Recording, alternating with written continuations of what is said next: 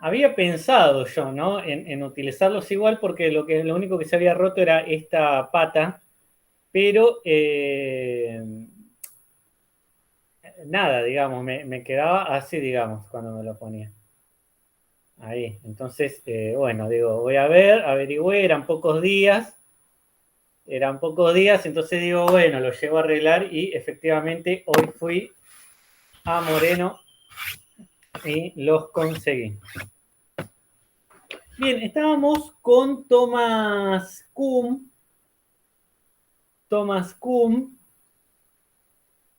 del cual ya les di dos textos, ¿no? Uno es La estructura de las revoluciones científicas. Esperen un segundo.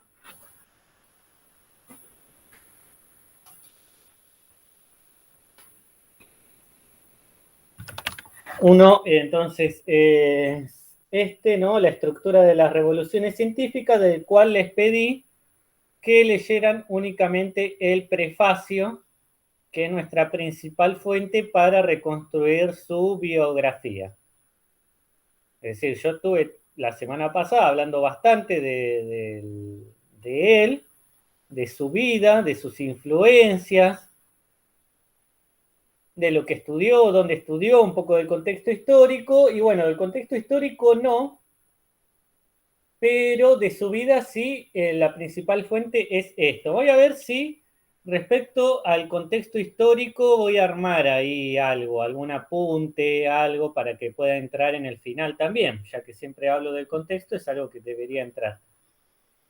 Bien, y el otro texto que les di y del cual todavía no hablé, que va a ser parte de la bibliografía de hoy, ya lo adjunté la semana pasada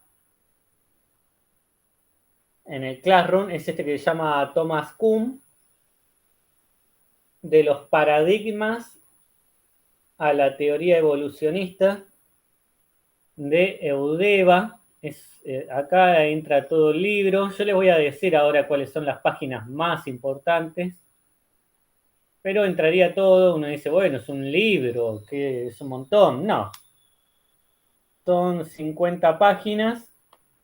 Las páginas son cortas, la letra es grande, los márgenes son grandes, así que se lee rapidísimo. Pero, aunque todo esto entra, hoy vamos a agregar una tercera bibliografía, que es más breve que las dos anteriores. Y lo que tiene de bueno, lo que tiene de ventajoso, es lo sistemático que es. Y ustedes vieron que yo soy bastante sistemático a la hora de exponer, no me gusta irme por las ramas, me gusta ir paso a paso, dividir las cosas como en temas. Por ejemplo, habrán visto que habitualmente hablo de contexto, la biografía y el autor. Bien, entonces la tercera bibliografía para abordar a Kuhn, ojo que no va a ser la última, es un libro que ya hemos trabajado antes, solo que unas muy pocas páginas, que es Las desventuras del conocimiento científico. Anoten bien, Las desventuras del conocimiento científico.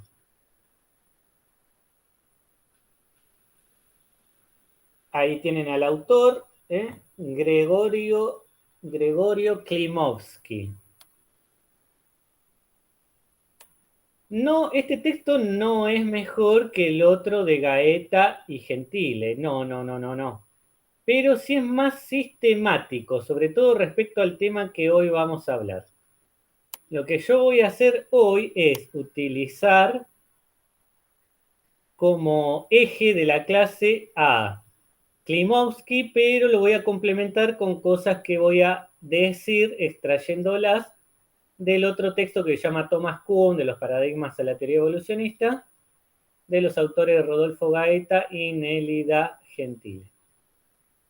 Ya les digo las páginas, porque este libro no lo voy a subir al Classroom. Escuchen bien, no lo voy a subir al Classroom, porque ya está subido, completo, está el libro entero en el Classroom. Una publicación vieja, van a tener que revisar ahí. Si quieren, después me fijo.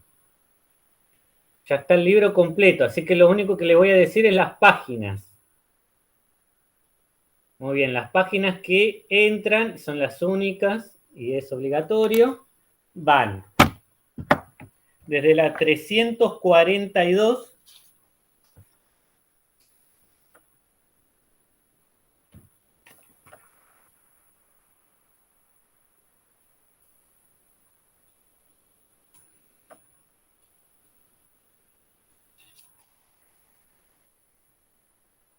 hasta la 353. Hoy no vamos a leer todo eso, sí vamos a explicarlo, pero necesito hoy que leamos completas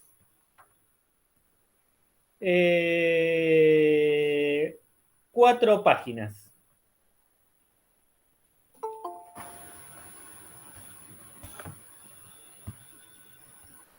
La vamos a leer ahora. Yo voy a abrir en PDF y algunas personas se van a ofrecer y vamos a ir leyendo de a poco algún párrafo, otro.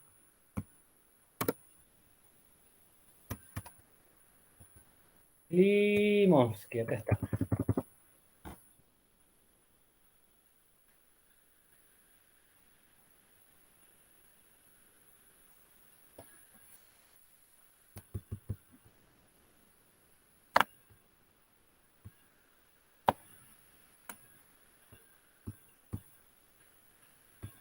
Acá está, 342. Vamos a tener que hacerle un poquito de zoom porque no van a poder leer nada. Tengo un mosquito dándome vueltas.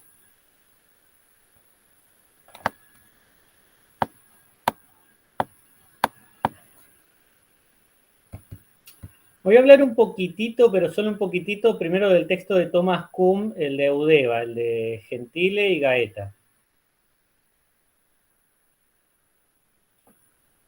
Para después empezar con Kleinowski, ahora voy a compartir pantalla. A ver, el texto comienza con una introducción. En esta introducción va a hablar de dos cosas. Primero, le va a dedicar varias páginas del Círculo de Viena. Va a caracterizar al Círculo de Viena, va a decir varias cosas que las hemos dicho todas en nuestros encuentros. No agregan nada, es un muy buen resumen, incluso diría del Círculo de Viena, porque está resumido como en 3 páginas.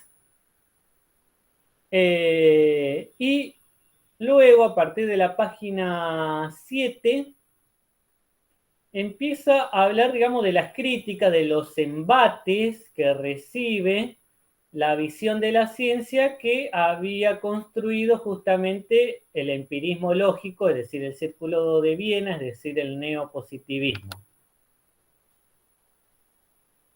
Y de lo que son estos embates, estas críticas, van a mencionar a 3 autores que comenzaron a escribir sobre cuestiones epistemológicas a fines de los años 50 y principios de los 60, y que no vamos a ver, Están en la introducción, si quieren los leen, son interesantes, pero no lo vamos a ver. De los 3 que ahí menciona, sí vamos a ver al tercero, pero lo vamos a ver en la última clase posiblemente, o en la última y anteúltima, que es a Paul Feyerabend. Y los otros que menciona es Toulmin, se escribe así, y Hanson. No los vamos a ver. Pero luego empieza el capítulo 2. En este capítulo 2, lo que hacen los autores es hablar ya de la concepción kuhniana del desarrollo de la ciencia. Hablan muy, muy brevemente de su vida. Cosa que vimos la semana pasada, y sí, luego van a empezar a hablar de el periodo de la estructura. Esto tiene que ver porque van a decir que Thomas Kuhn pasa por 3 etapas de su pensamiento. Hoy solamente vamos a ver una, que es la primera etapa de su pensamiento. Esta etapa la denominan como el periodo de la estructura. Es decir, tiene 3 etapas el pensamiento de Kuhn: el periodo de la estructura, el segundo es el periodo de transición,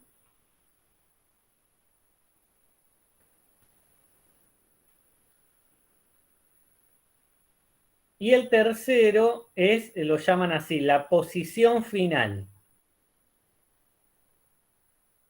Y tienen acá una fecha, digamos, tienen fechas, ¿no? El periodo de la estructura corresponde al pensamiento de Kuhn hacia el año 1962, que es justamente cuando publica tu famosísimo libro, La estructura de las revoluciones científicas. Entonces, la primera etapa se corresponde con la publicación de este libro. La segunda etapa, la de transición, la fechan hacia el año 1969, que es cuando escribe la postdata, que es como algunas correcciones que trata de hacerle a su libro de la estructura. Y la tercera etapa le ponen como fecha 1990, que es cuando él publica El camino desde la estructura. Esto lo van a encontrar así resumido en la página 12. Obviamente después todo el librito explica las 3 etapas distintas. Se detiene mucho más, por supuesto, en la primera, que es la que tuvo mayor trascendencia, porque digamos, Kuhn al principio adopta una postura muy fuerte, muy radical, y luego va a ir moderando su pensamiento debido a las numerosas críticas que recibió. Y sin embargo, pese a esas críticas, también hay que decir que esta primera etapa tan criticada fue la que tuvo mayor influencia e impacto. Bien, entonces luego justamente va a hablar a partir de la página 13 del periodo de la estructura. Y va a dividir esta parte del capítulo 2 en diversos subtítulos, como puede ser uno, Paradigmas y Ciencia Normal, otro que se llama Crisis y Revoluciones Científicas, otra que es la inconmensurabilidad, el progreso científico, el concepto de mundo, etcétera. La cuestión, ¿por qué no quiero seguir el orden?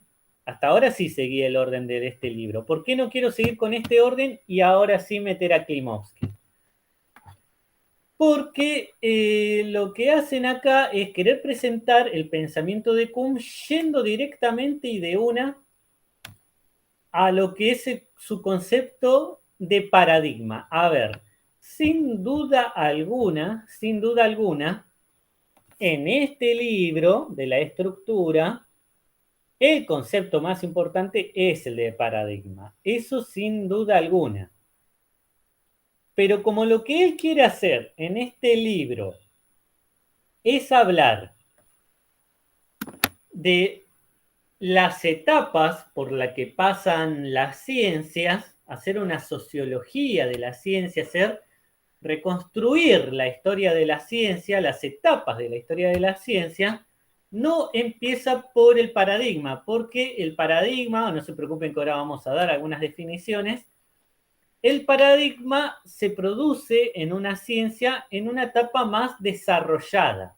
Es decir, en su ciencia ninguna ciencia tiene un paradigma. Por eso vamos a empezar con Klimovsky. Por eso, a partir de ahora, voy a compartir pantalla.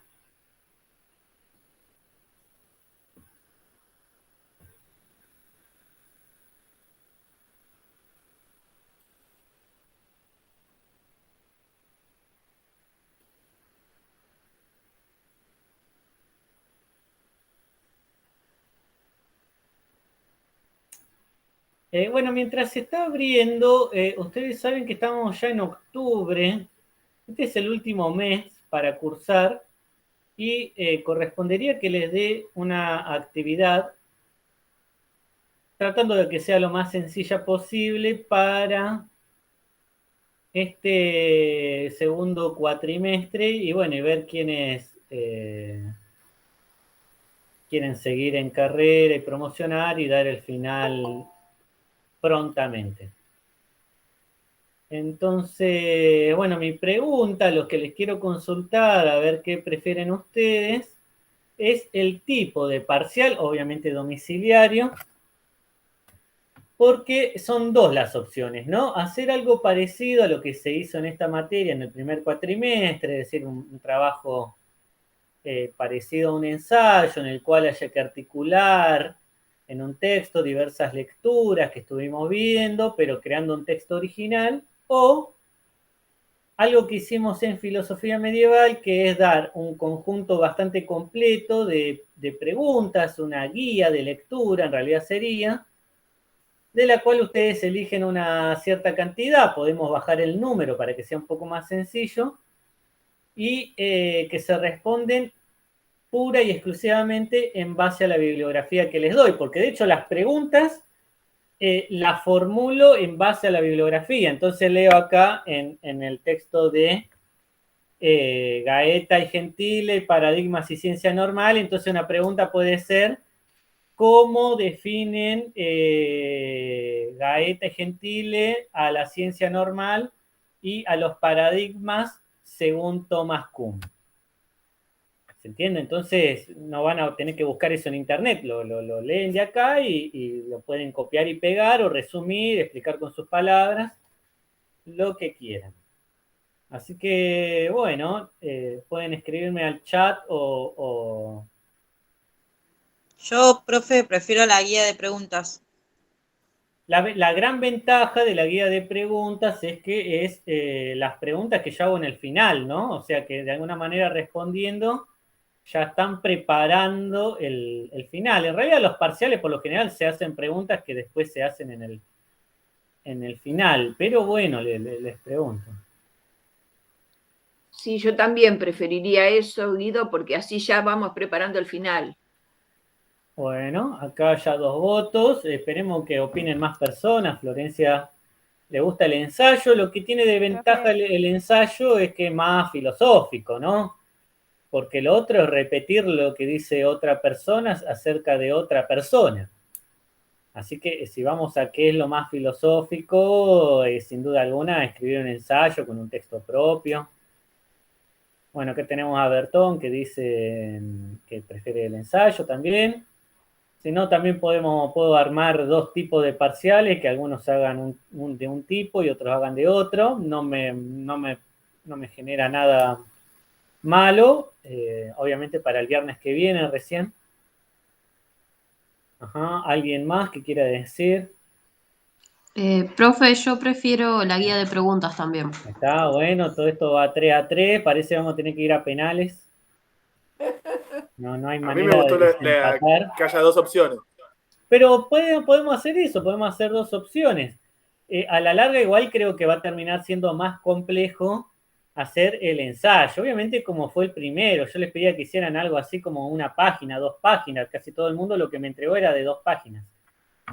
¿No? Pero de última doy los 2 tipos de consigna y que cada quien elija si este o aquel y listo.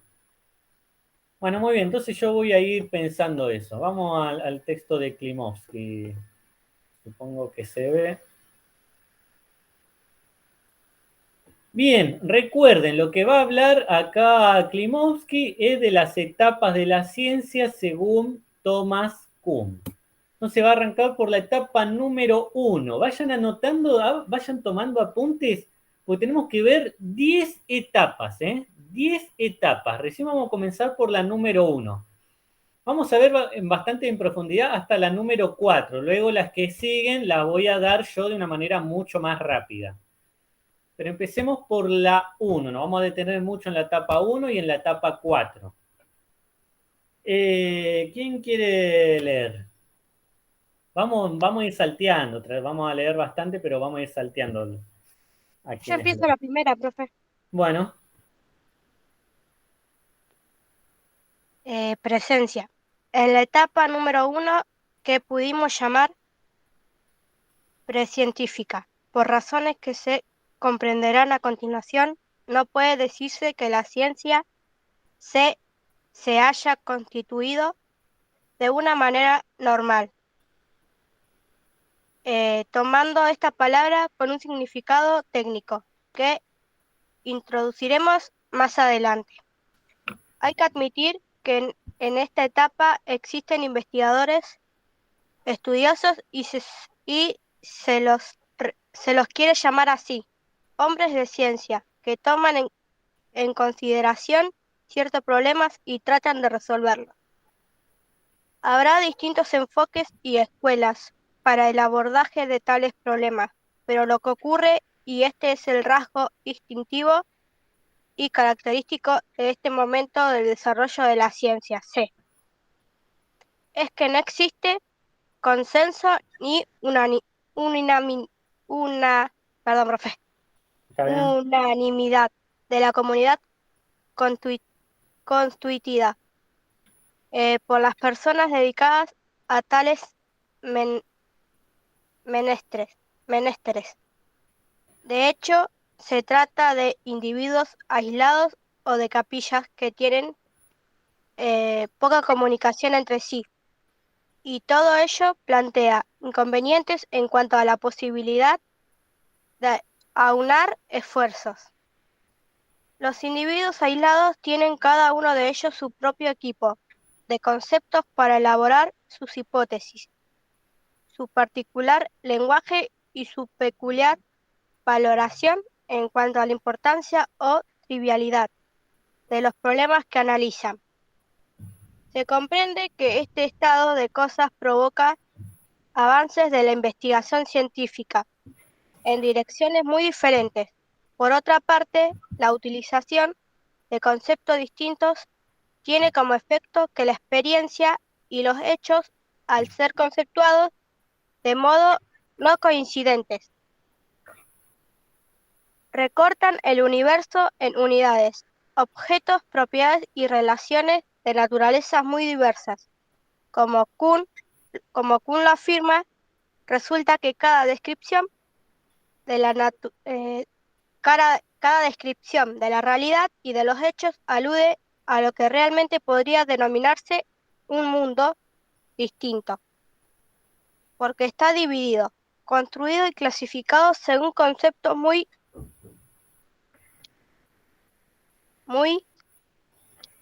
y ahí no se puede ver más, profe. Según concepciones muy Muy, diferentes. A esto se agrega que tampoco son comunes los instrumentos de los que dispone cada científico para sus investigaciones. En una palabra, la actividad científica es como un archipiélago de islas muy distantes las unas de las otras, donde cada peculiares y distintivas de lo que de lo que cada científico de modo aislado realiza su investigación en un universo de noción muy peculiares y distintivas, de lo que resulta, y esto es muy grave para la eficacia de la investigación científica, poca y difícil comunicación entre tales individuos. No es que esta sea enteramente imposible, pero hay que hacer notar aquí un rasgo distintivo de oh, perdón.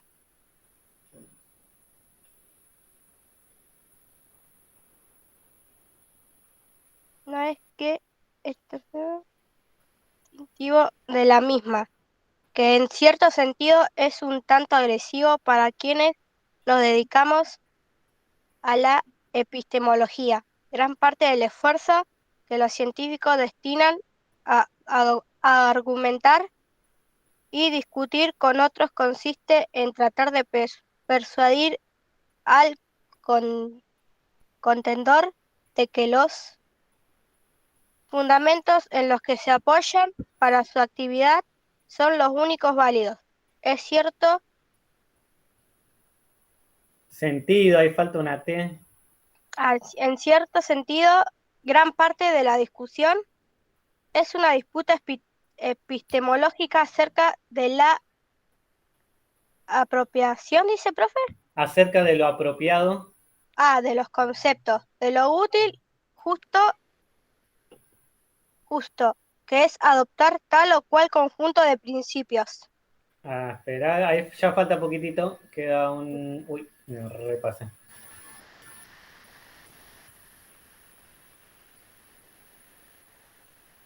Está re lejos. 300...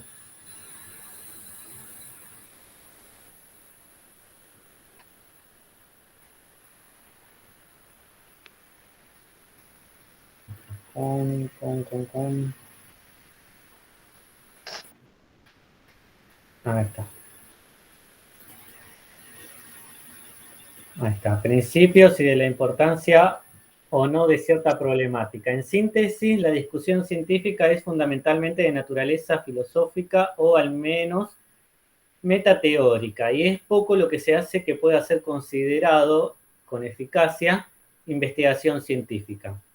Metafóricamente hablando, el conjunto de los científicos se comporta como una especie de caótico ejército en el que todos los soldados tienen uniformes distintos, armas distintas, estrategias distintas y aún concepciones distintas acerca de quién es el enemigo. Avanzan, por tanto, en direcciones diferentes. Bueno, vayan anotando un poco las ideas principales de todo este gran párrafo que estuvimos leyendo acerca de la primera etapa de las 10 que vamos a enumerar. En realidad son las 10 etapas que vamos a enumerar. No son las únicas, hay más, ahora lo vamos a ver. Entonces, la primera etapa la vamos a llamar precientífica, la etapa 1. Características principales. No hay unanimidad en nada. Por ejemplo, dice, no hay unanimidad teórica,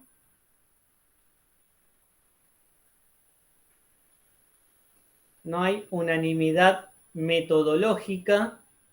¿Qué quiere decir? Que en esta etapa, dentro de una ciencia, cada científico tiene su propia teoría, que no concuerda con la teoría de otros científicos o de otros grupos de científicos.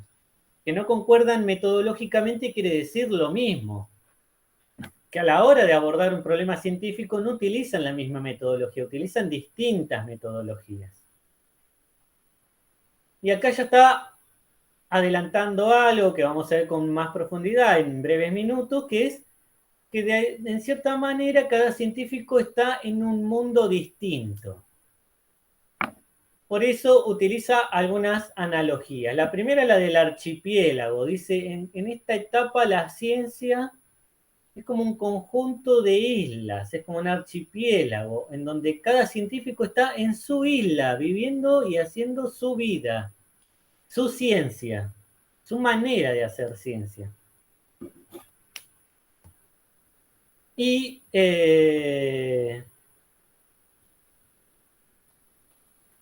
la otra analogía que utiliza es esta última, que me gusta mucho, ¿no? Porque la va a volver a utilizar. La del ejército. Pero, a ver, por lo general, ¿qué idea tenemos de un ejército? De algo organizado, que emplea una misma estrategia, que los soldados avancen hacia el mismo lugar, y si no avancen hacia el mismo lugar, avancen hacia dos lugares, se dividen en base a una estrategia, a una táctica común. Pero acá dice, ¿no? Acá en este ejército cada soldado tiene su propio uniforme, su propia arma, su propia estrategia. Incluso tienen distintos enemigos. Por lo tanto, en este ejército los soldados avanzan hacia cualquier dirección. No lo dice acá Klimovsky, no está en el texto de Gaeta y Gentile, pero obviamente Kuhn sacó todo esto no solamente de haber visto los inicios de la etapa de la ciencia astronómica, sino también de haber, esto que hablamos la semana pasada, de haber convivido con científicos sociales en donde efectivamente en gran manera ocurre esto. No, entonces en esta etapa las mayores discusiones no es tanto acerca de cómo resolver un problema en concreto, sino acerca de los fundamentos mismos de la ciencia. Eso estaba al final de la página anterior, ¿no? Que eso sí, o sea, si yo tengo que admitir cómo es la situación en las ciencias sociales, es cierto, a veces más que debatir cómo se puede hacer para salir de la crisis económica en la que estamos, terminamos debatiendo acerca de los supuestos a partir de los cuales partimos. Si tiene que intervenir el Estado o no, si el mercado debe regularse por sí mismo, y un montón de cuestiones así que en realidad son la base teórica, pero no nos dan en sí la solución. La solución debería ser algo mucho más concreto. Bien, ¿quién quiere leer el párrafo que viene a continuación? Yo leo, profe. Bueno.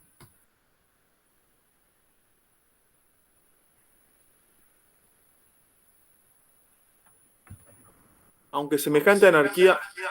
¿Para qué? Está bien.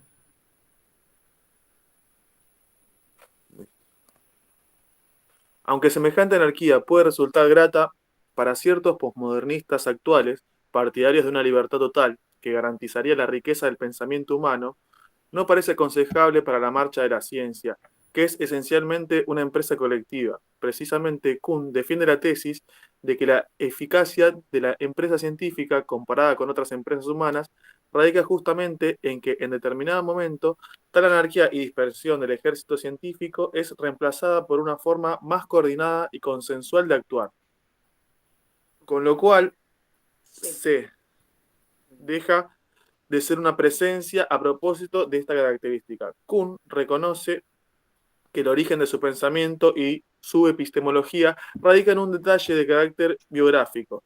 En determinado momento de su carrera debió convivir durante 2 años con los investigadores de un departamento de ciencias sociales y ahí pudo llegar a la conclusión de que la calidad científica, la capacidad y la inteligencia de los hombres que integraban ese departamento en comparación con los de un departamento de física o de química no presentaba ninguna diferencia. ¿Cuál es entonces la razón por la cual las ciencias sociales y humanas no han tenido una eficacia y un éxito comparables a los que pueden exhibir las ciencias duras, como la física, la química o la biología? Bueno, acá estaba al final lo que yo decía que no decía, sí lo decía. De algún lado lo había sacado, era de acá. Por favor, Facundo, lee el siguiente párrafo también, que es cortito.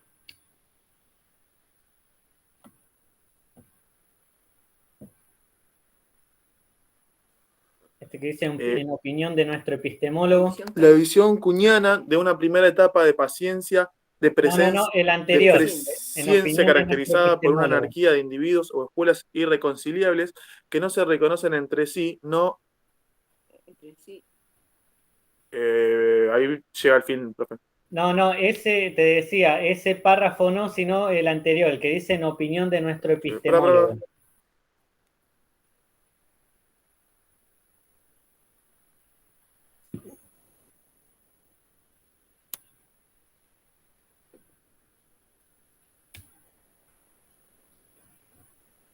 ¿Se me escucha? Ahora lo escucho, profe. Te decía que el párrafo que dice en opinión de nuestro epistemólogo. Perdón. En opinión de nuestro epistemólogo, la razón es que las ciencias sociales y aún en cierto sentido la filosofía no han llegado a una posición de consenso y de articulación en la tarea científica que les permite superar la etapa 1.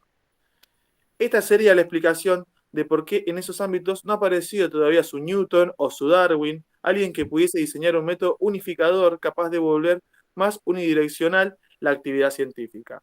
Verdad es que muchos científicos sociales podrían discutir fuertemente esta tesis. Los materialistas dialécticos aducirían que el Newton de estas disciplinas ha sido Karl Marx.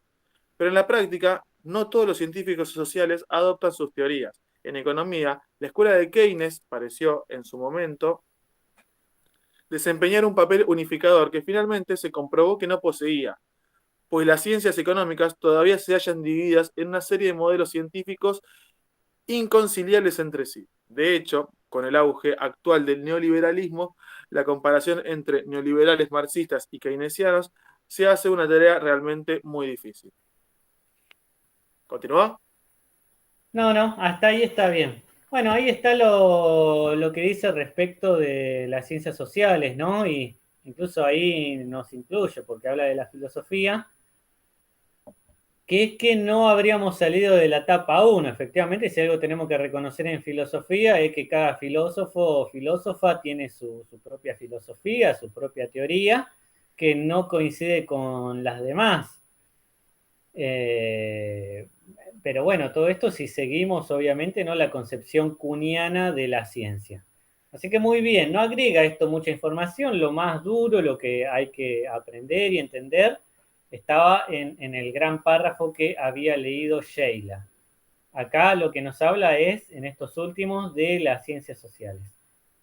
Bien, ¿quién quiere leer el siguiente párrafo? Este es el que dice la visión kuhniana.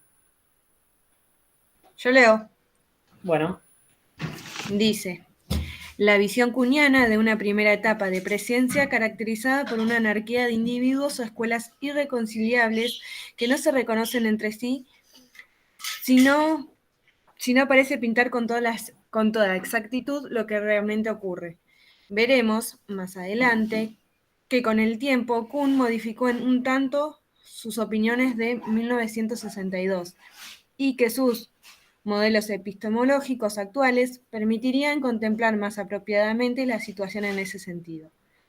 Pero hay un aspecto en el que, sin embargo, continúa teniendo razón, y es su idea de que la discusión epistemológica es un síntoma de que se está... Y no leo más. Pero está, vamos a correr acá. Ay, pensé que era mi pantalla. No. Se termina ahí la página. Porque nunca me parece todo completo. Se está todavía en la primera etapa. ¿Eso seguiría? Sí. Las dificultades en combatir el anarquismo correspondiente a esta etapa se advierten con claridad en el campo de las ciencias sociales, en el que comprobamos la existencia de una enorme cantidad de discusiones sobre fundamentos, principios y orientaciones generales entre las distintas escuelas e investigadores. Bueno, esto es más un párrafo en donde Klimovsky da su opinión. Dice que, bueno, si está bien lo que dice Kuhn respecto a las ciencias sociales, en donde lo que vemos es una especie de anarquismo científico. Yo ahí sí, en cambio, no estoy de acuerdo ni con Kuhn ni con Klimovsky, no estoy de acuerdo para nada. En realidad no estoy de acuerdo con Kuhn en casi todo, pero es muy interesante, muy interesante. Bien, ahora pasemos, ahora sí, a ciencia normal y paradigmas, ¿no? Este es el título, ciencia normal y paradigmas. ¿Quién quiere leer?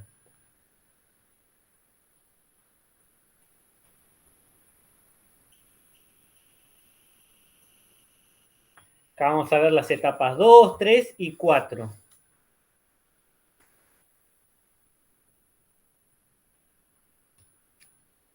¿Quiere que lea? Quien quiera.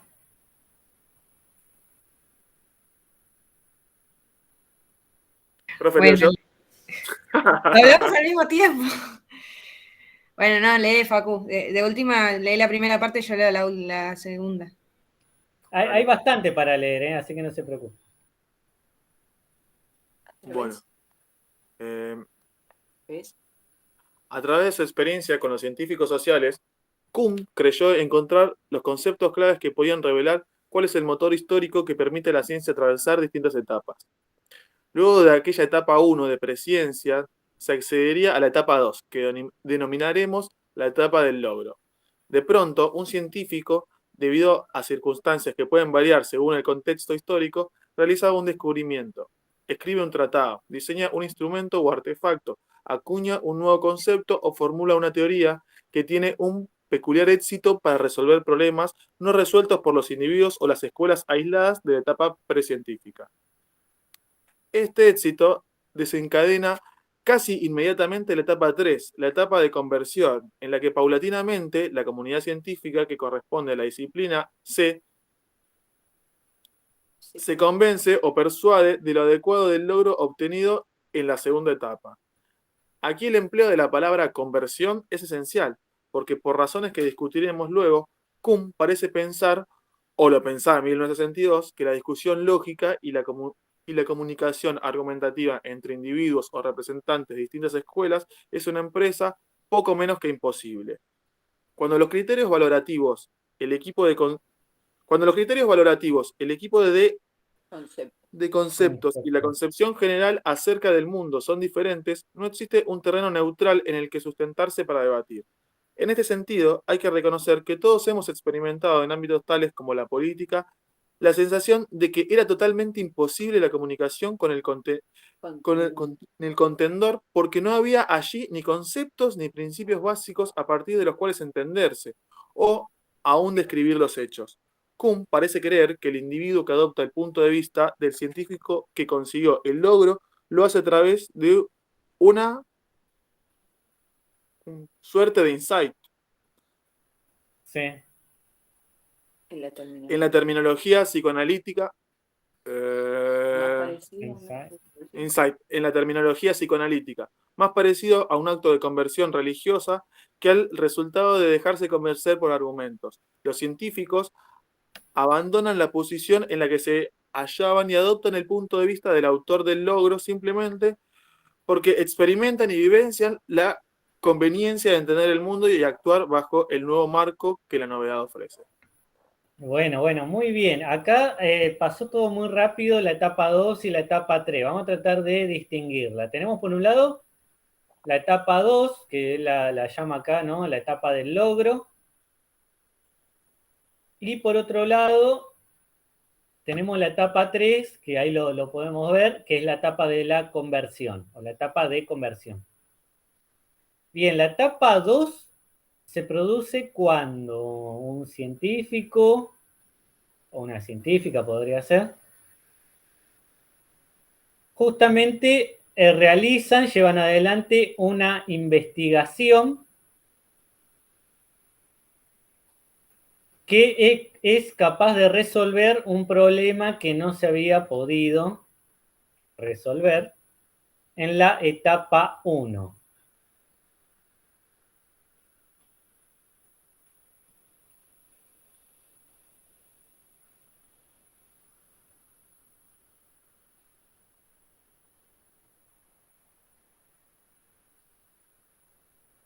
Esta investigación, digamos, comienza a convertirse en modelo de otras investigaciones justamente a partir de la etapa 3, que es esta etapa de conversión.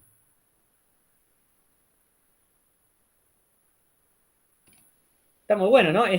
Acá lo dice, ¿no? Este concepto que lo relacionamos siempre más a la religión, ¿no? Cuando decimos, bueno, me convertí al luteranismo o al judaísmo, me convertí al budismo, yo qué sé, puede ser cualquier cosa. Y que en realidad tiene que ver justamente con esto de estar parado dentro de una teoría, de una manera de hacer ciencia, pasamos a adoptar la manera la manera conceptual de analizar, abordar e investigar el mundo de ese científico que había hecho un logro en la etapa 2.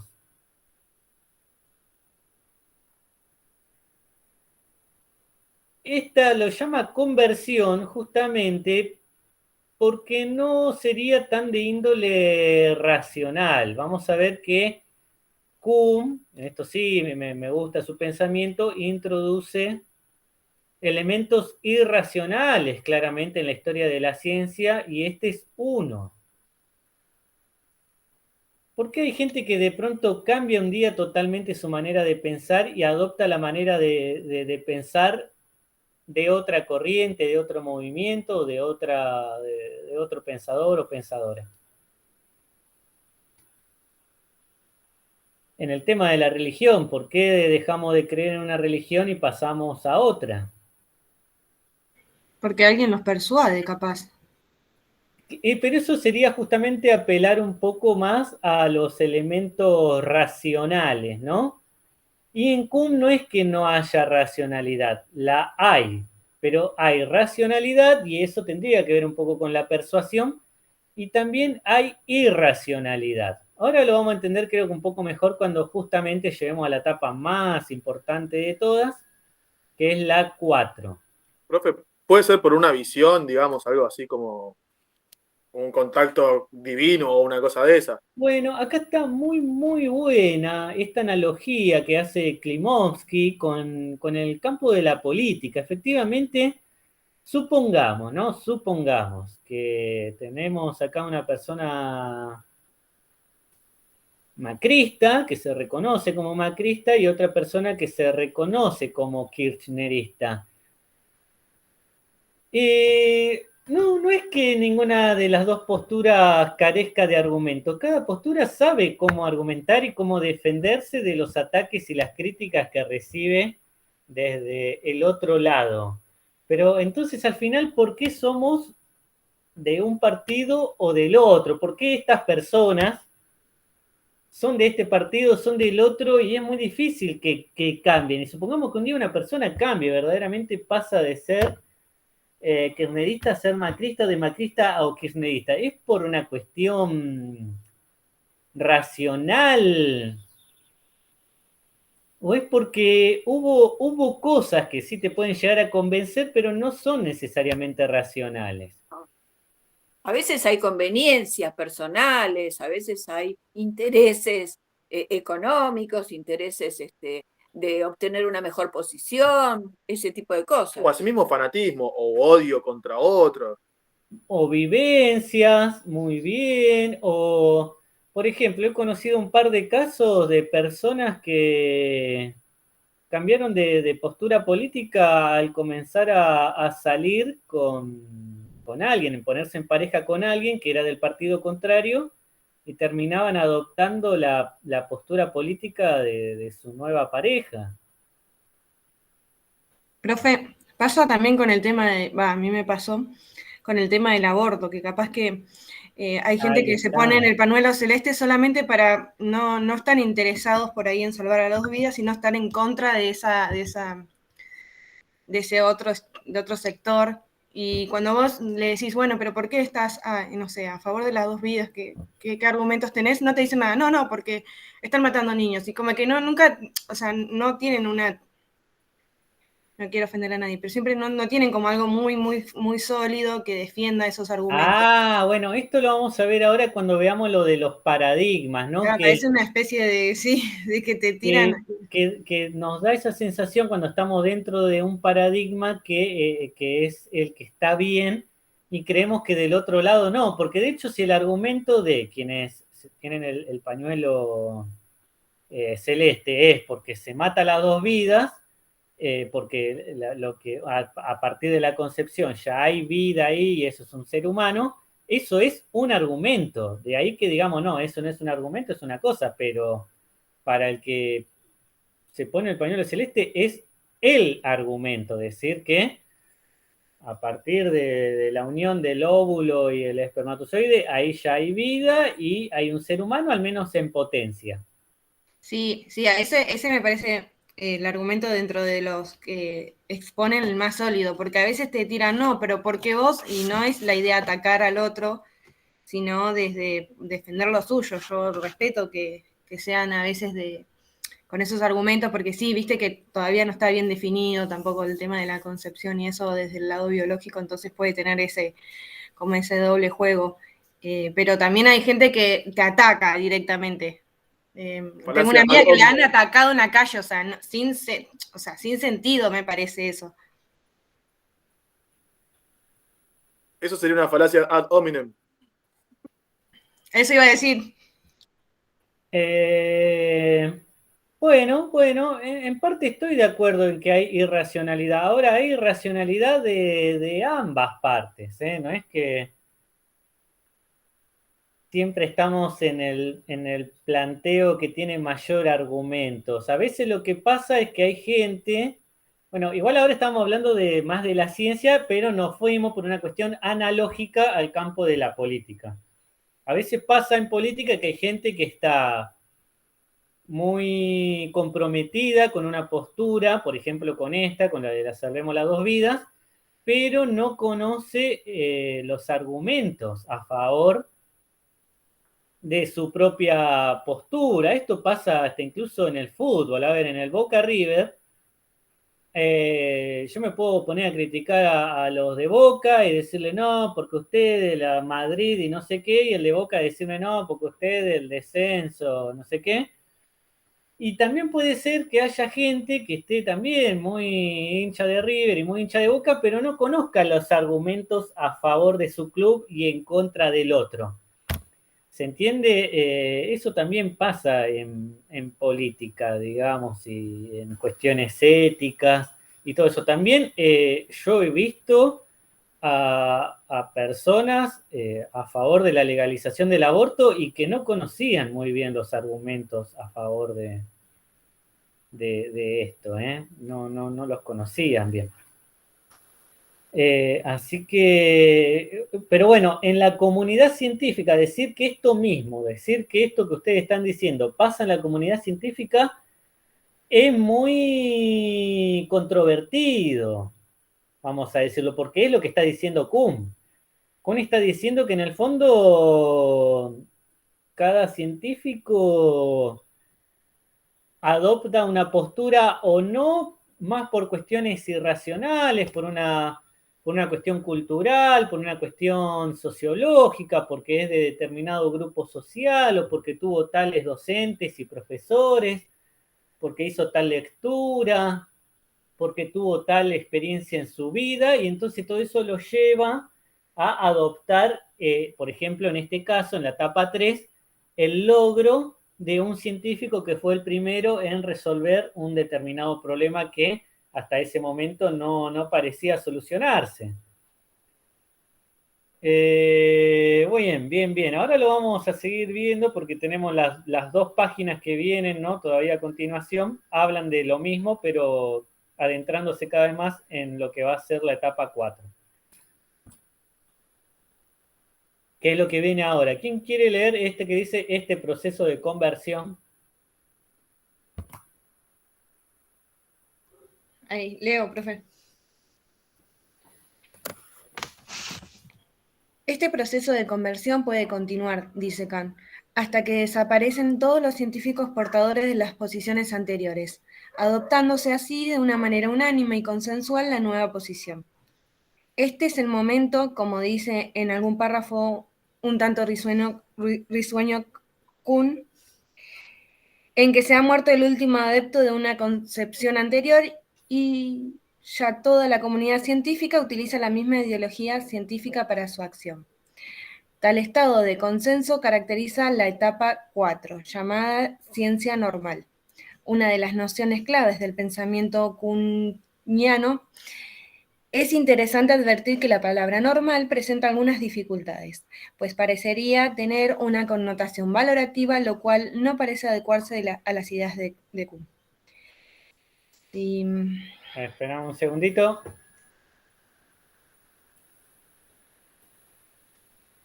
Ahí está. Significaría simplemente una forma estereotipada de acción o de conducta. Al parecer, el concepto de ciencia normal tendría entonces un carácter puramente descriptivo. Como enseguida veremos, lo que Kuhn define es que la labor científica se hace mucho más potente y expeditiva en esta etapa que en las etapas anteriores. Bien, antes de seguir, no dijo hasta ahora mucho. Lo que está haciendo es una introducción a la cuarta etapa. ¿Cómo se llama la cuarta etapa? Normal. Ciencia normal. Ahí está, ¿eh? Ciencia normal es la etapa 4. ¿Cuándo se produce? Cuando ya dentro de una ciencia toda la comunidad termina adoptando ese logro científico de la etapa 2. Es decir, desaparecen los rivales y justamente este logro se va a convertir en algo que está por entrar en la oración siguiente, que es paradigma. Ahora vamos a ver, algo característico de la etapa 4 es que está constituido por un paradigma. ¿Querés seguir leyendo? Este párrafo fue un poco corto. Sí. Ahora bien, Kuhn introduce, en relación a la etapa 4, un segundo concepto central e importante para su epistemología, la noción de paradigma. En una primera instancia, y pese al uso un tanto vago que Kuhn hace de esta palabra, el paradigma parecería ser el logro que motiva la transición de la etapa 1 a la etapa 4, y que estaría caracterizado, por un lado, precisamente por el aporte científico que motivó el cambio, pero, por otro, por el estilo de trabajo adoptado por una comunidad científica, en imitación y reflejo de aquel empleado por el científico que consiguió el logro.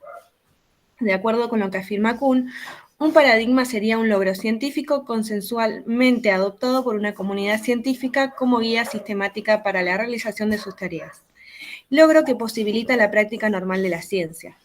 La expresión clave es aquí logro científico, indicativa de no cualquier aporte adoptado por unanimidad. Constituye un paradigma en el sentido que interesa a la epistemología y a la historia de la ciencia. En verdad, Kuhn no efectúa con claridad las distinciones que deberían ofrecer en este punto y parece privilegiar la mera situación de consenso frente a los aspectos lógicos, epistemológicos o prácticos de la actividad científica. En opinión del autor de este libro Logro Científico, debería entenderse como algo con características lógico-nociológicas, o sea, que acerca a la verdad, o bien que tiene peculiar eficacia para resolver problemas. No es nuestro interés, por bien que tiene peculiar eficacia, no es nuestro interés por el momento tomar posición al respecto, pero todo ello estaría indicando que la razón por la cual el acceso a la etapa 4 es aconsejable es que la ciencia normal está ligada a algún aspecto lógico o pragmático de la actividad científica valorativamente. ¿Y ahí termina? No, sigue un poquitito más. Acá está valorativamente. Sí, porque estoy con la regla, porque si no, no me pierdo.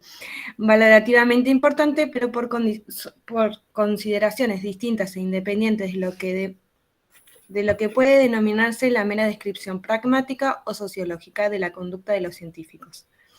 En resumen, oculta detrás de la forma meramente descriptiva en que Kuhn reconoce la existencia de la etapa 4 y de la importancia del fenómeno de la constitución de paradigmas, se halla también, en nuestra opinión, una concepción valorativa, el estado de la ciencia normal realizado con la guía de un paradigma deseable porque garantiza una eficacia que en la etapa 1 no se ha alcanzado. Bien, acá ya Klimovsky está metiendo algunas cosas que son de su cosecha. Yo no concuerdo y tampoco va a concordar con él el otro texto que ahora voy a señalar, la diferencia, el de Gaeta y Gentile. Bien, todo este párrafo, la mitad es opinión de Klimovsky. Lo que tenemos ahí que destacar es esto, lo de la noción de paradigma. Para empezar, como una primera definición de paradigma, ahora vamos a ver que es mucho más que esto, es un logro científico que se convierte en modelo de investigación. Es una investigación ejemplar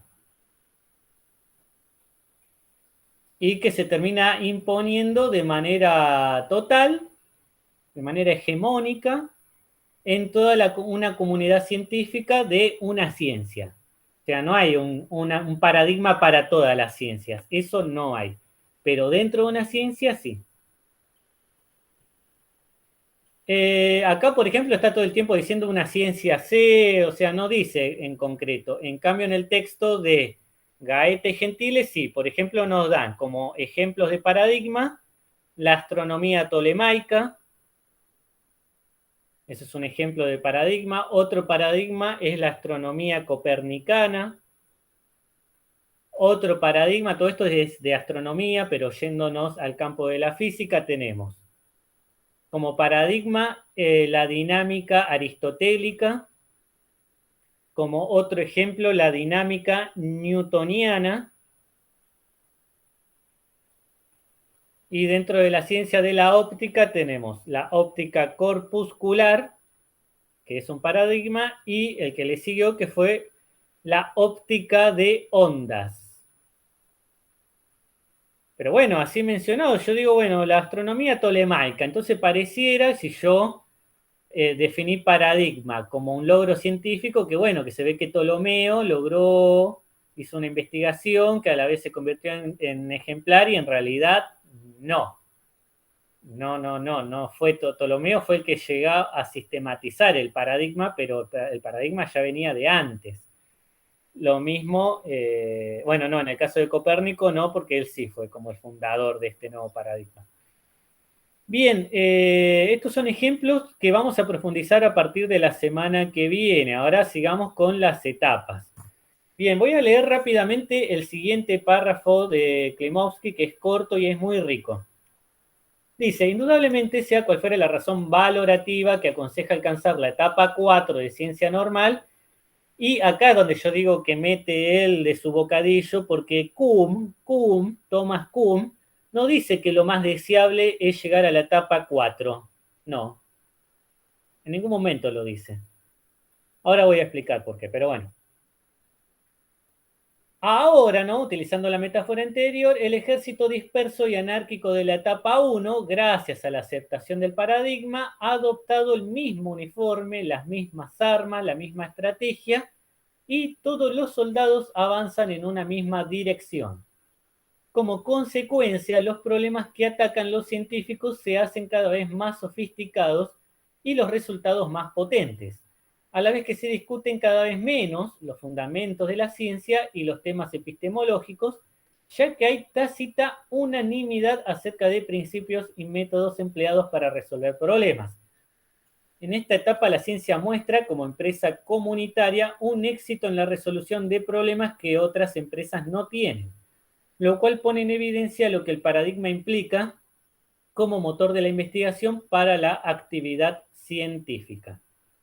El concepto acá que no está utilizando Klimovsky y que sí se remarca mucho en el texto de Gentile y Gaeta es el del enigma. Los problemas que resuelven los paradigmas se llaman enigmas. Anoten eso, Lo repito. Los científicos que están dentro de un paradigma resuelven problemas que se llaman enigmas.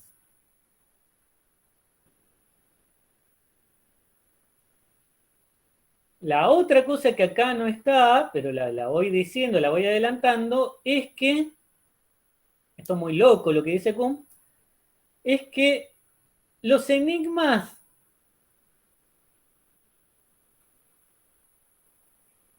son resolubles antes de que se intente resolverlos. De palabra más sencilla, los enigmas tienen solución antes de que se busque la solución. Es decir, el paradigma ya ofrece la solución al problema. ¿Se entiende? Lo único que hay que hacer es aplicar esa teoría a ese problema y nos va a dar la solución.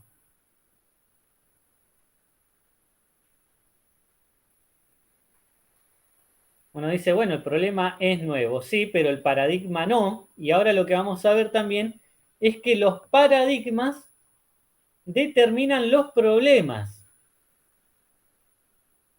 Porque podemos llegar a pensar que los paradigmas nos ayudan a resolver los problemas. Sí, pero porque primero el paradigma nos lanza los problemas.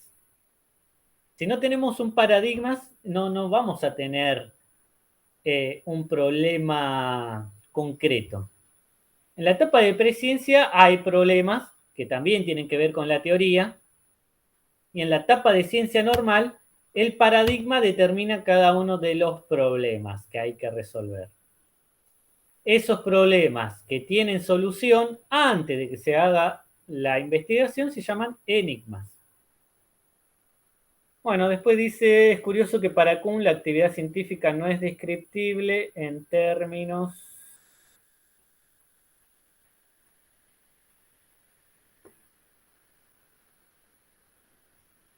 sociológicos como una tarea vinculada con el amor a la verdad o como una aventura espiritual o filosófica a su propio derecho. La actividad científica estaría centrada en el propósito de resolver problemas, anoten eso. La actividad científica está centrada en esta etapa de ciencia normal en resolver problemas. No aclara Kuhn suficientemente si se trata de problemas prácticos, tecnológicos u otros de naturaleza abstracta o puramente lúdica. Ludicra dice acá, pero está mal. Sea como fuere, en la descripción de Kuhn, la actividad científica se asemeja mucho a una actividad deportiva. Está muy bien esto, donde lo que interesa, ante todo, es quién resuelve un problema o alcanza un descubrimiento por primera vez, o quién sustenta el récord de eficacia científica. Para utilizar otra metáfora empleada por Kuhn y que refleja el sentido de lo que estamos diciendo, los problemas son como los enigmas de la sección pasatiempo de los suplementos dominicales de los periódicos o, también, rompecabezas que hay que resolver. El desafío es evidentemente lúdico, otra vez está lúdicro acá, a ver cómo lo tengo en esta edición impresa.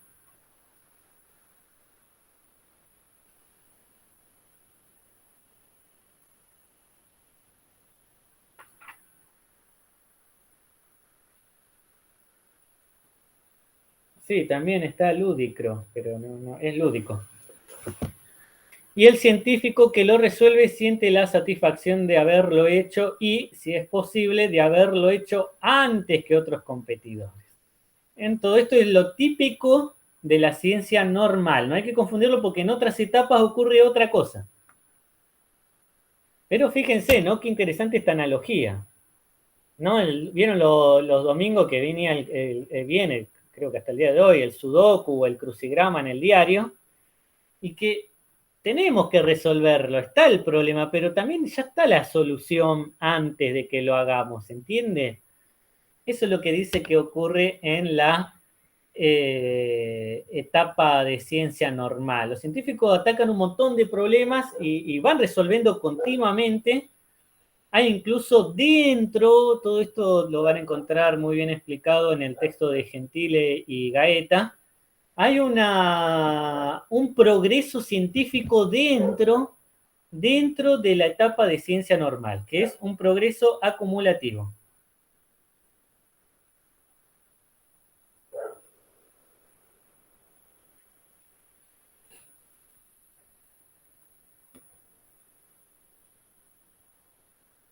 Y lo que también decía un poquito más arriba es esto de que pareciera que no se parece en nada a esa búsqueda de la verdad, ¿no?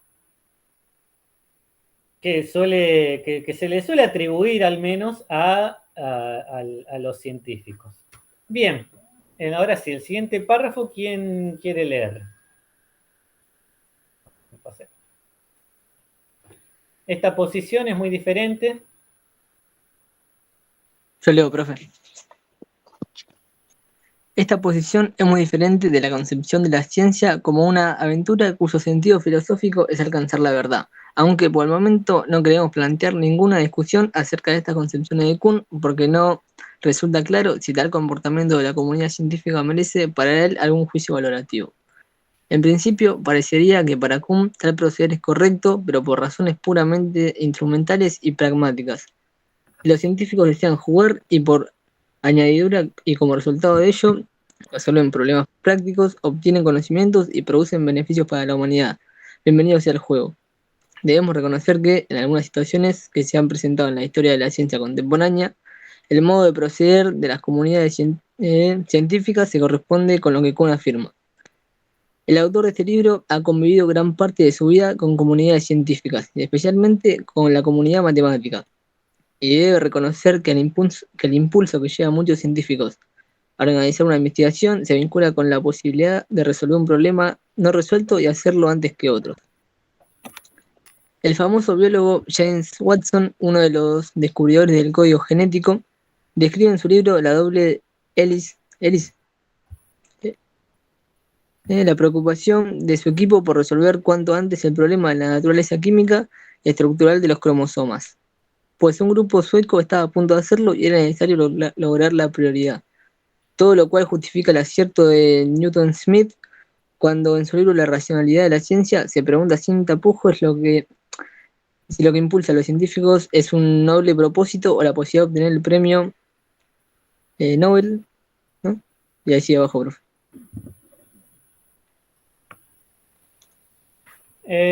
Ahora vamos a hacer la famosa pausa que anuncié antes de que empezara a grabar, así que espérenme 3 minutitos.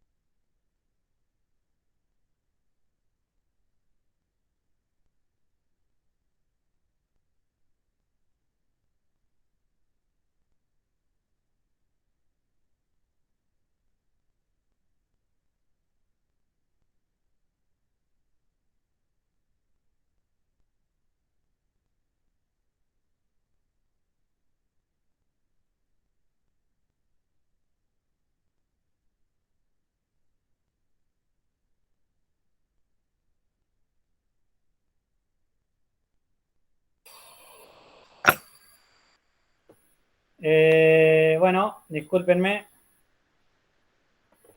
No, esto es el mail, esto es el texto.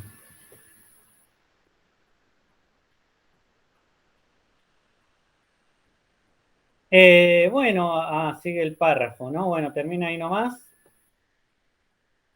La doble hélice, el James Watson querían resolver antes que los demás, todo lo cual justifica el acierto de Newton Smith cuando en su libro La racionalidad de la ciencia se pregunta sin tapujos si lo que impulsa a los científicos es un noble propósito o la posibilidad de obtener el premio Nobel. De todos modos, la descripción de Kuhn es un tanto amplia y vaga y no sería imposible conciliar el amor a la verdad o el interés filosófico del científico con el impulso deportivo de obtener resultados concretos a la brevedad. Bueno, ven, sigue ampliando lo que había dicho en el párrafo anterior y acá sí viene algo importante que es la invisibilidad del paradigma, ¿no? Una característica del paradigma, según Kuhn, es su invisibilidad. Para recurrir a una metáfora, una persona que utiliza anteojos mira a través de ellos, pero no los utiliza para mirarlos. Si se está contemplando la realidad a través de un paradigma, se observan entidades y situaciones a través de él, pero en general no se tomará conciencia del mismo mientras se investiga, salvo que haya una situación de crisis en una etapa posterior del desarrollo científico que más adelante analizaremos. Nadie tiene interés en discutir el paradigma porque el paradigma está fuera de discusión. Una vez adoptado, él es la llave maestra para nuestra inspección acerca del mundo.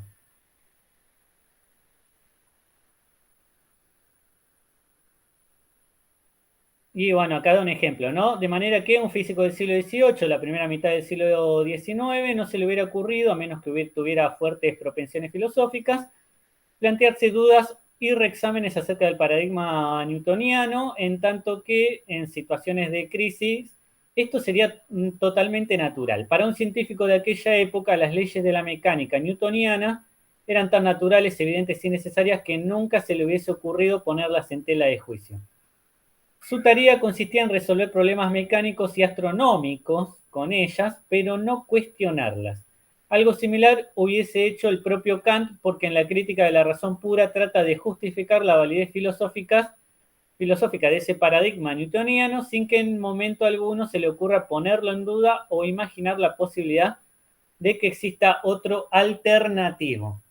Entonces anoten, hay una característica del paradigma es que es invisible para quienes lo adoptan. Es curioso esto, ¿no? Porque hubo una etapa de conversión en la cual evidentemente el científico pasó de pensar una cosa a pensar otra cosa B.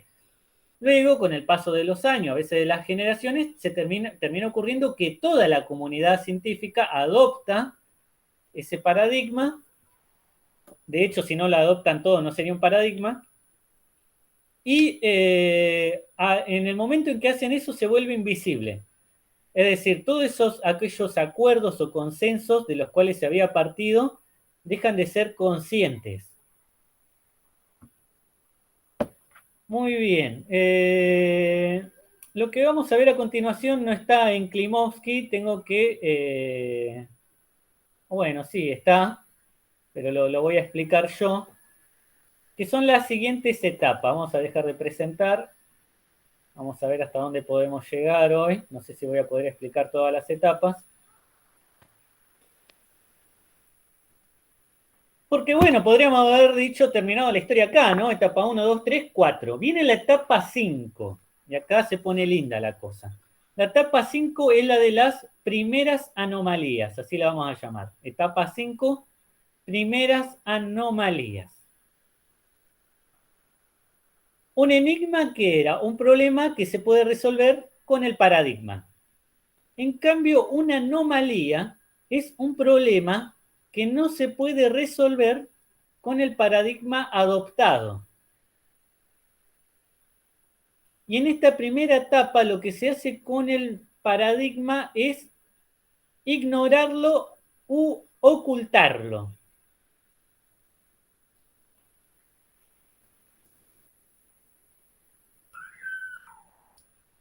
O sea, la etapa 5, por un lado, aparecen las primeras anomalías, pero también por el otro,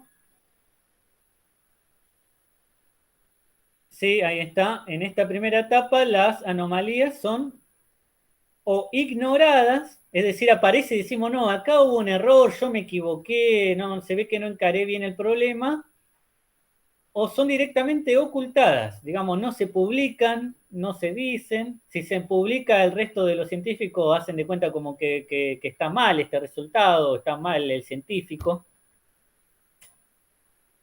Cosa que justamente se va a empezar a complicar en la etapa 6. Esta etapa 6, de las 5 no diremos más, en la etapa 6 ya estamos en lo que se llama etapa de crisis, que es justamente cuando las anomalías se han multiplicado y ya no se pueden ocultar.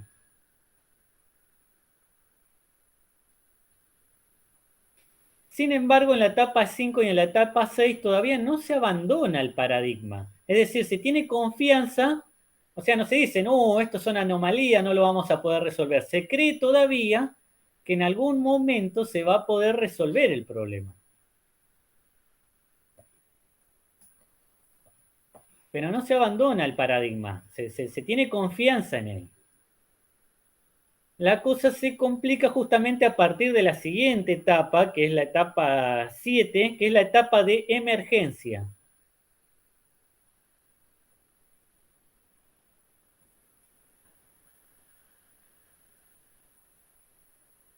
Que se produce cuando justamente se reconoce que el paradigma no es capaz de resolverlo.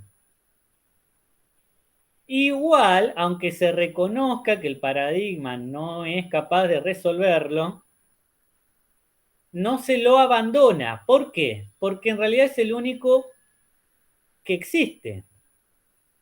Hasta esta etapa, porque justamente, acá comienza una repetición de ciclos. A ver, les voy a decir, la etapa 8 es la etapa del nuevo logro. Con lo cual se está repitiendo la etapa 2. ¿Cuál es la diferencia con la etapa 2? Cuando en la etapa 2 se produce este logro, todavía no había existido nunca antes un paradigma. No se enfrentaba este primer logro a un paradigma anterior. En cambio ahora, justamente, aparece un nuevo logro en la etapa 8 y la etapa 9 va a ser una nueva etapa de conversión. Profe, ¿cómo se llama la etapa 8? La etapa 8 es la etapa del logro o etapa del nuevo logro. La etapa 9, etapa de conversión o etapa de nueva conversión. Y la etapa 10 es nuevamente ciencia normal. Se vuelve a repetir la etapa 4 y esto se puede seguir en etapa 11, 12, 13, 14, 15.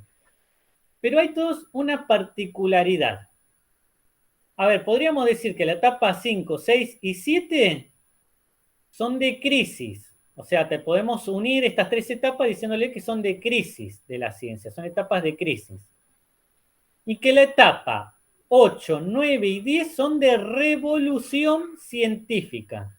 Fíjense, ¿cómo se llama el libro? La estructura de las revoluciones científicas. ¿En qué consiste ahora entonces una revolución científica? En el paso de un paradigma a otro paradigma. Eso es una revolución científica, el paso de un paradigma, vamos a llamarlo paradigma A o paradigma 1, a un paradigma B o paradigma 2. De nuevo la etapa de conversión, todo eso.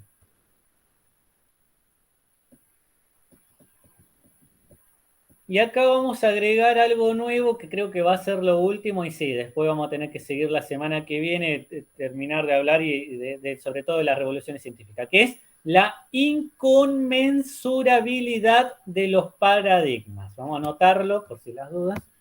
Otra característica, inconmensurabilidad.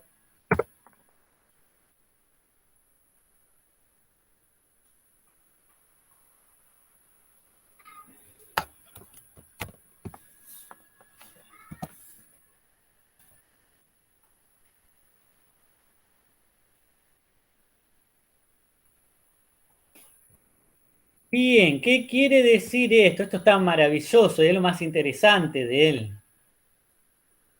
Que un paradigma, vamos a decirlo lo más fácil, un paradigma no es compatible con otro paradigma. Que quien está dentro de un paradigma no puede entender a quien está en el otro paradigma. Dice Kuhn, ven dos mundos distintos. En realidad Kuhn no es muy claro porque dice, estudian el mismo mundo viendo dos mundos distintos, con lo cual acá ampliamos esa primera definición de paradigma y vamos a decir que el paradigma también constituye una manera de ver e interpretar el mundo. O sea, es mucho más que una investigación científica. El paradigma determina no solamente cómo voy a resolver problemas, o cómo voy a formular problemas, sino incluso mucho más, cómo yo entiendo todo el mundo, cómo yo lo conceptualizo. Por eso estar en dos paradigmas distintos hace que el que está en el paradigma A vea el mundo, es como los anteojos, ¿no? Yo tengo estos anteojos, pero si me pusiera otros anteojos, vamos a hacer el experimento ya que estamos.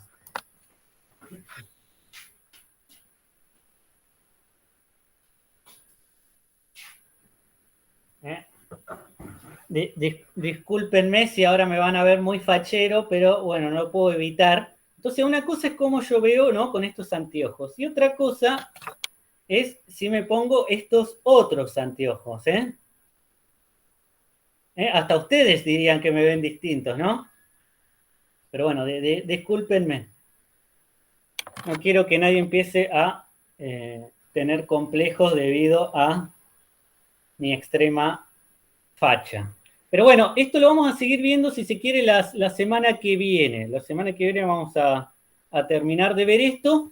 Y para que no quede todo esto tan abstracto, justamente vamos a reconstruir la historia de dos ciencias. No creo que lo terminemos en una clase, pero ojalá que sí, que es el de la astronomía, que era algo que íbamos a hacer de todas maneras, y el de la física, con justamente la dinámica aristotélica y la dinámica newtoniana.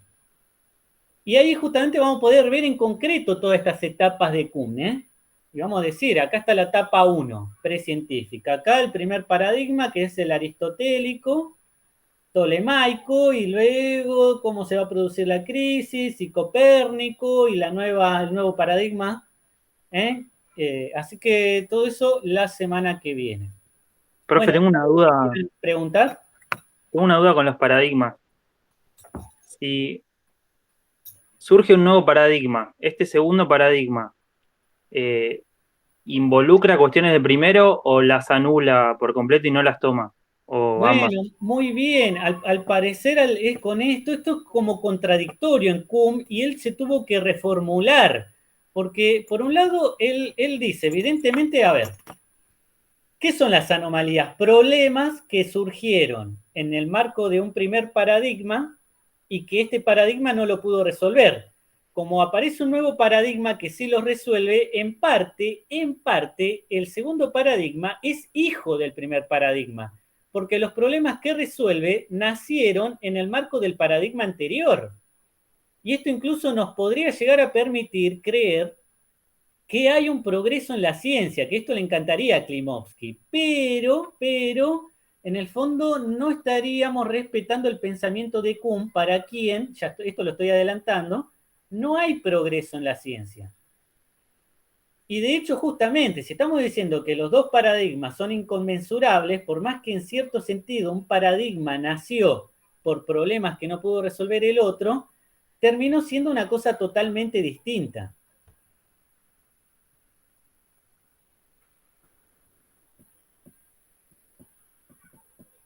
La semana que viene vamos a hablar entonces del progreso de la ciencia y de esto de la inconmensurabilidad de los paradigmas. Y vamos a empezar con la historia de la astronomía. Y ojalá que terminemos la historia de la astronomía y empecemos con el de la física.